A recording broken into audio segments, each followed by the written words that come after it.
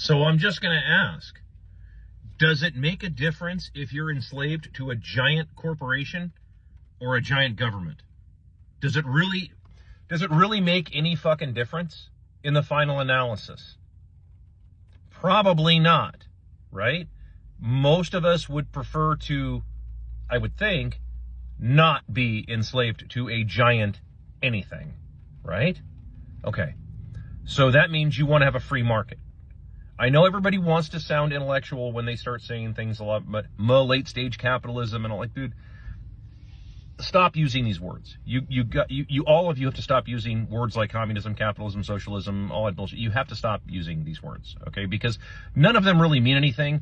And when you start asking questions like I just asked you, does it really fucking matter if you're enslaved to a giant goddamn corporation or a giant goddamn government? The outcome is the fucking same. So, how can you either have a free market or you do not? That's it, right? It's you either have a free market or you don't have a free market. Which one do you want?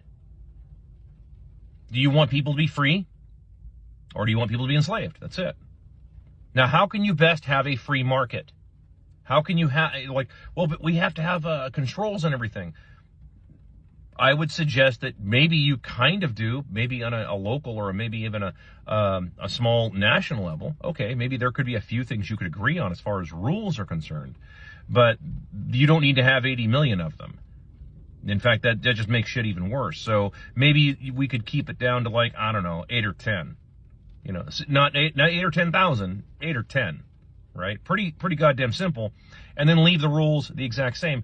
And then, of course, the fastest way to make sure that how do you ensure not being screwed in a free market? Right? Hard currency. Hard currency ends this shit. It ends all of this shit like a motherfucker.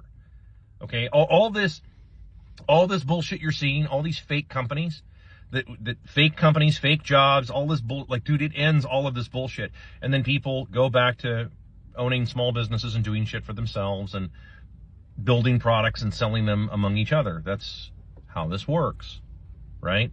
Where you go back to owning your own means of production. I know there's a bunch of you out there that want to have the state own the means of production. The state could fuck up a cup of black coffee. You dude, you don't want these fucking people touching it. Look, the state is what you have right now doing this shit. The state just banned TikTok. That's the state. What is the state? The state is your collective incompetence. The state is your collective greed. That's all the state is. Okay? We can vote for better people. No, you cannot vote for better people because there are no such fucking thing as better people. No, you have to have a fairly limited existence in terms of government. You can have a government, it has to be very limited, and you can't be involved in the economy. In the economy, you just have to have hard currency, and it pretty much ends all this shit. I keep telling everybody, start demanding to be paid in hard currency, and watch how quickly a lot of this shit goes away. Watch how quickly every billionaire out there goes fucking broke. I'm not even joking. All you guys out there about, like, oh, let's tax the billionaires. You don't need to tax the billionaires. You just need to let them fail.